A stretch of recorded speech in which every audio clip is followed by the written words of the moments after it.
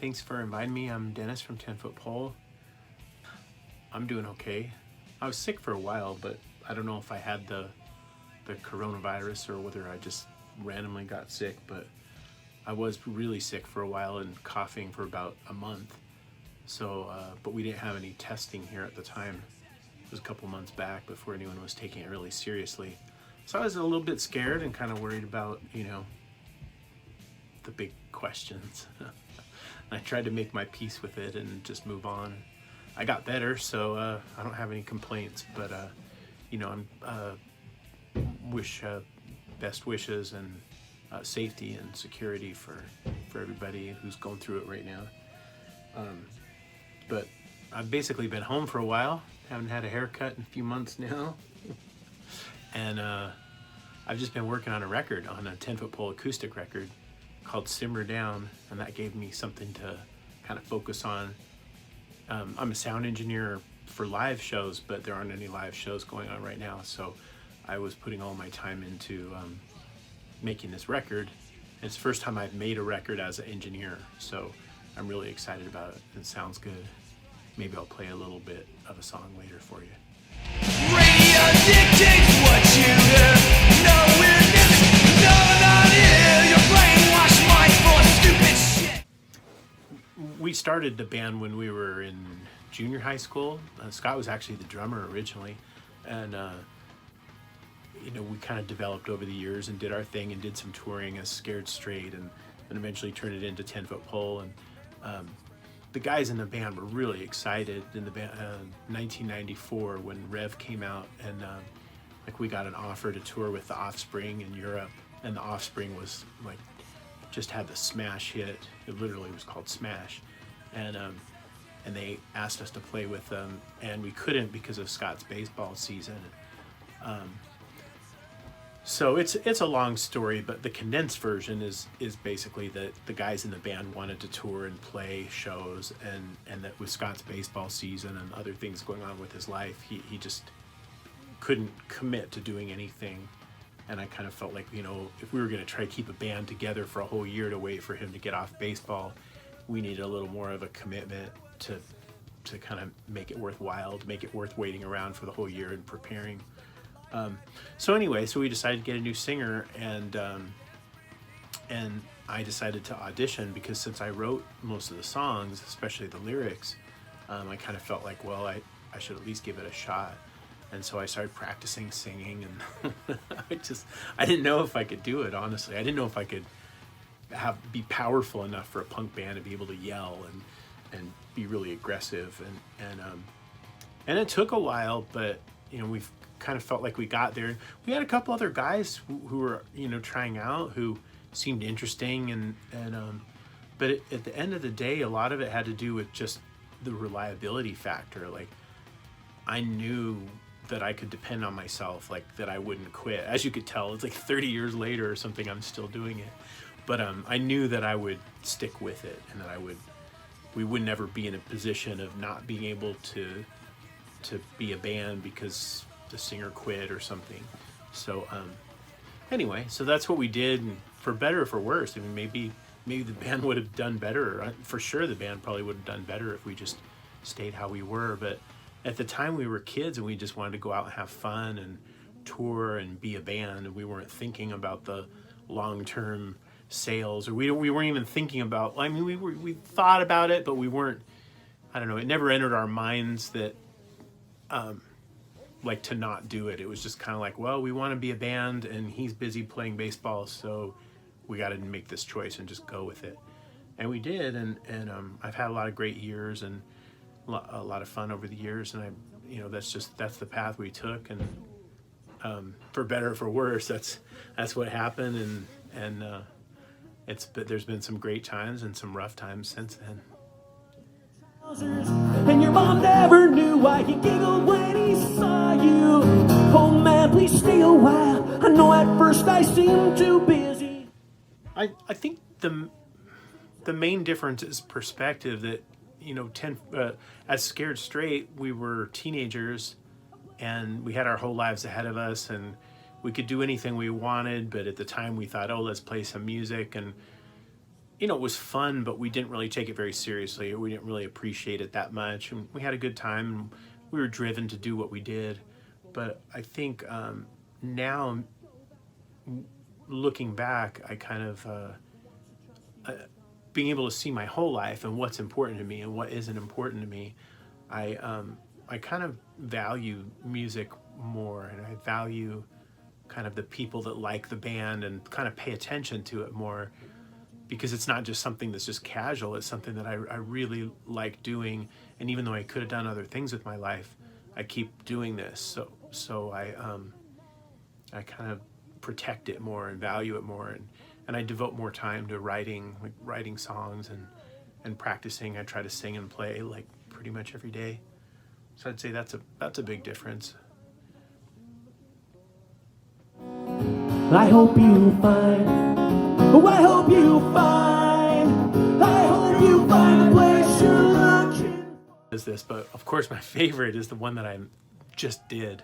I'm gonna play a little bit of it just for kicks. We're calling it an acoustic record. The main thing that's acoustic about it is the guitars. So the record is driven by acoustic guitars, and there's a mix of old songs and brand new songs and kind of medium songs, but it's all mainly focused on acoustic guitar. The album, I think it's going to be called Simmer Down, and it should be out in a couple months, but it's also the first record that I'm mixing myself. So I'm the producer, and I'm a live sound engineer, and I've done a lot of concerts, but this is the first record that I've actually done all myself. I did a lot of subliminal messages, but not like this, where I did it from like front to back, and including the mixing of the album and everything. So you know what, I'm going to play a little bit of a song. I don't know how well it'll record here off the back of the thing, but this is kind of a country song almost. They don't all sound like this. There's a mix of old songs and new songs, and some are more punk and whatever, but this one's kind of like a hoedown, but I think it's good. So I'll play a second of it, and we'll see if it works out on the video here.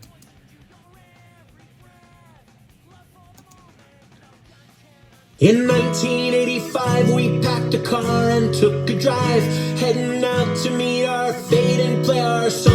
Yeehaw! We stopped at clubs and hot backyards, we sang off key and smashed guitars, breaking hearts, sometimes we got along. It was the start of my addiction, driving me to stay out on the road, kind of affliction, I can't let go. Just a taste, just a little teaser there. But anyway, so the album's called Simmer Down, and it's like that, but each song has a different vibe. The Getaway has a bunch of cellos. My Wall is just vocal and piano. So some of the songs are really mellow, and then some of them are more aggressive, and it was a lot of fun to do it myself, and I did a lot of it at home. So I kind of had time and was able to sing and work on the mixing and not be under the pressure of being at a studio. So as of right now, that's my favorite record, because it's also our first acoustic record, and I really love playing acoustic guitar and singing. I follow.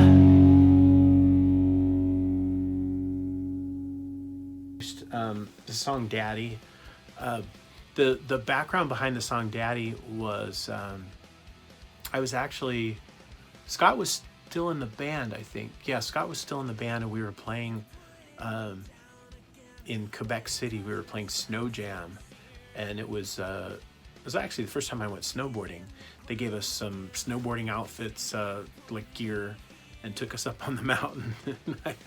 I got beat up pretty good on just crashing over and over again. But I had a good time.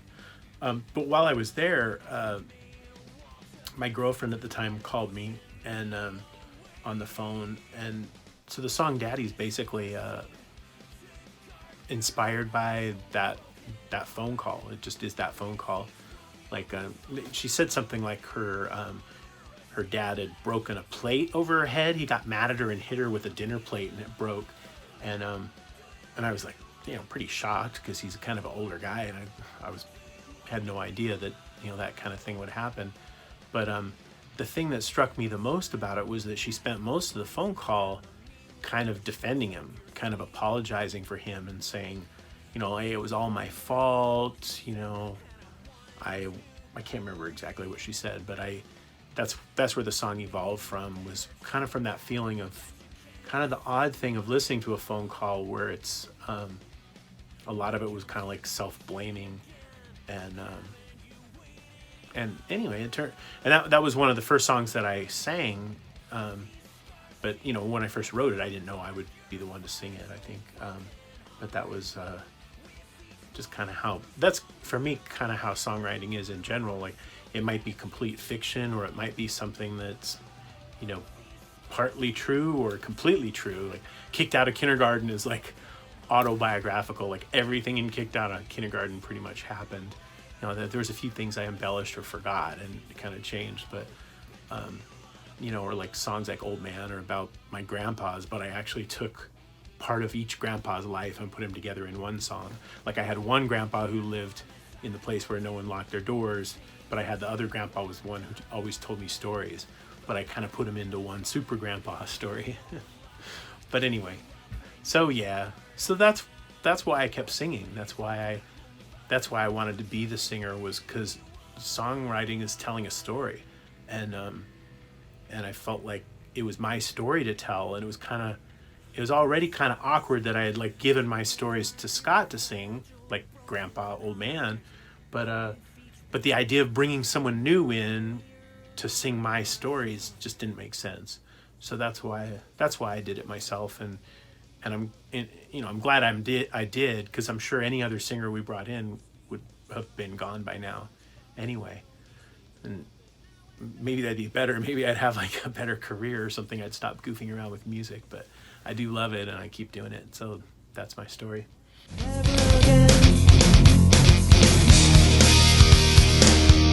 Daddy won't hurt me. Amazing. I got brought into Costa Rica just to open for Bad Cop, and I was really grateful for that experience, for the promoter to, you know, spend the money on flying me out there, and to play to Bad Cop for agreeing to have me on their show and playing to their crowd, and it was the first time I'd ever done at someone else's concert, just done an acoustic set. I've done an acoustic set at a festival before, which is kind of more a variety.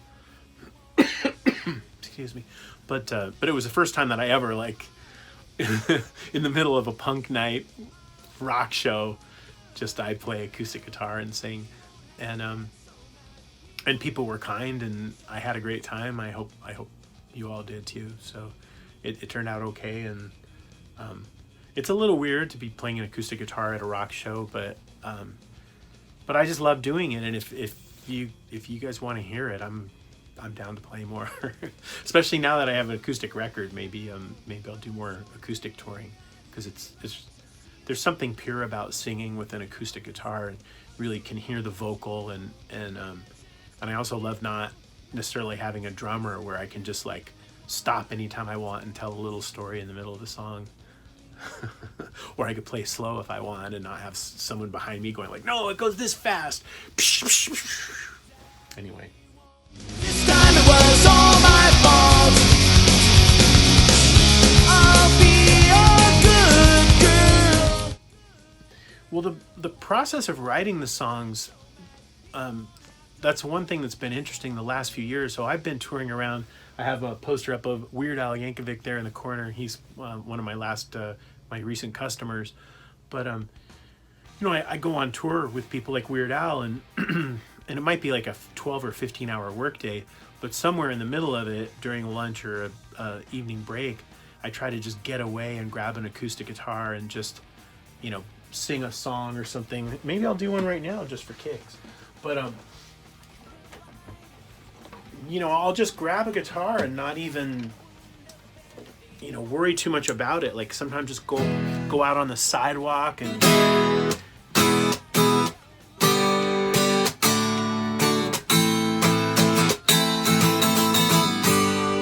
On a Tuesday, I was thinking about the rent and the money I spent on the groceries. Nothing new today, and the phone bill is due, and the job didn't come through. I decided to keep out of jail.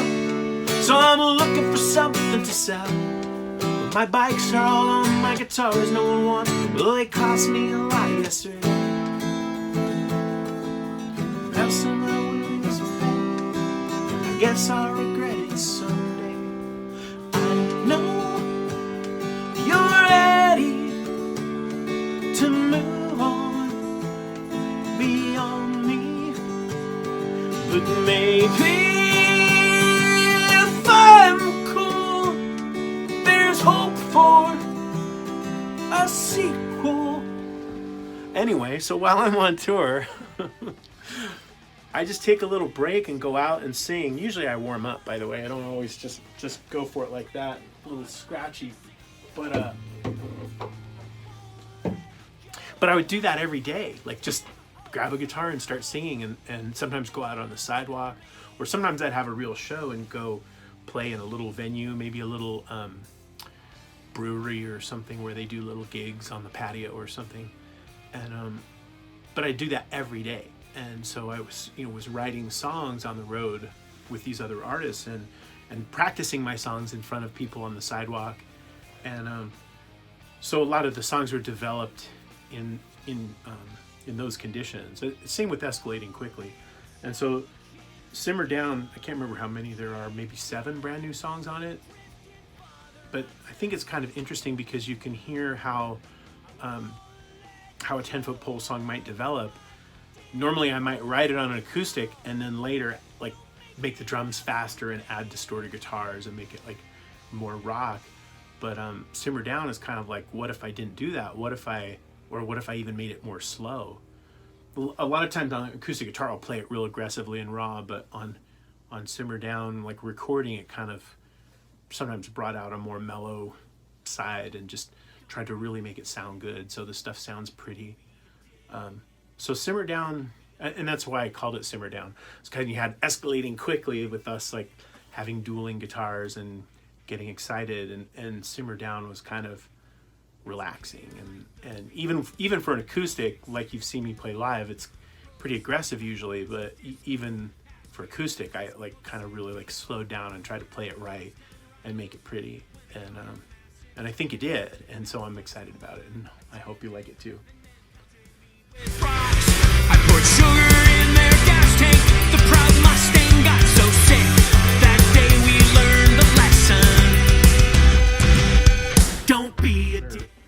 Yeah, a friend of mine was just saying that humans basically fit the definition of a parasite. Like we just live off the planet and we don't add much to it. We just take all the time. So maybe maybe it's in our nature, and maybe there's not a whole lot we can do. And I guess my assessment of the struggles that we're going through, at least in my part of the world, has a lot to do with honesty and justice, and kind of a lot of our problems stem from some people trying to make a fortune off of tricking people into doing things that are against their interests, or using police to kind of have brute force to keep people down. And so for me it's frustrating because I kind of feel like if we were all a little nicer to each other, that life would be better for everyone. So kind of like, I don't know what happened there, but one of the first things that happened here when they heard there was going to be a pandemic is people went out and bought all the toilet paper because they were panicked that like, oh my God, we're going to run out of toilet paper. And that's kind of how it feels like some people in the world are doing with money or other things, where it's like a few people just go crazy and like just take. And in the long run, like, you want your neighbors to have toilet paper too. What good is it if you're the only one who has toilet paper? What do you have to shake their hands? I know that was a dumb joke, but you get my point, that like, what's the point of having a garage full of toilet paper and your neighbors don't have any? So anyway, I wrote a song called Don't Be a Dick, and there's an acoustic version of that on Simmer Down too. And that's kind of what as far as you say, what could we do to change it? I think the closest thing we can do is to just be nice, because in the end, it's people who are either being mean, maybe they're being mean, maybe they have a really good reason, maybe it's revenge meanness, but at the end of the day, it causes an escalation of people being dicks to each other, and we end up with really brutal times. So anyway, I'm trying to keep a positive outlook and build friendships with people and give people the benefit of the doubt, and I hope that people study history and politics a little bit and try to get involved to be able to bring common sense to the table, or to at the very least not let people trick you into giving up your retirement or whatever else they're trying to steal from you. Dies, dies, dies, dies, everything dies, dies, dies, dies, dies, dies, dies. Yes. Thanks so much for caring about 10 Foot Pole, for listening this far in the interview, and thank you for interviewing me. And there's I guess I should say 10footpole.com has everything you want to know. TENFOOTPOLE. There's music links, and there's skateboard decks. It came out really good, skateboard decks. There's a club basically on Patreon where people give like $1 a month or more. There's higher tiers, but by being in that, you get you're in email news with us, and we appreciate the support of having people. Even just that $1 helps, but also it helps us stay in touch so that we have your information and we can write newsletters and let you know when there's new music and whatnot. There's other perks to the thing too, like little things you get, but that's all in there. You could find that all at 10footpole.com. Have a little commercial there, but really it's to stay in touch, because I do Facebook and Instagram a little bit, but especially Facebook is just brutal. That I can't just write a letter to everybody. It's like, if I write something, I have to pay money to boost it to go out to people. Whereas with the Patreon subscribers, I can just write a letter and it goes right to you. So, and we'll probably make an email list at some point too. But thank you so much. I hope we can get back to Costa Rica someday. Hope the world gets kind of back to normal, and I wish the best for all of you, and for people to do okay and help each other, and whatever we can do to kind of make our lives get through this together. Okay. Thanks a lot. I'm Dennis from 10 Foot Pole, and appreciate you. Chase the demons on the horizon. I've been waiting way too long to break free from this toxic ground. Now I'm rolling, I can't slow down, 'cause I just might turn around. Goodbye sunny days, goodbye my dream always, goodbye to the ones I'll miss, goodbye to clenching fists.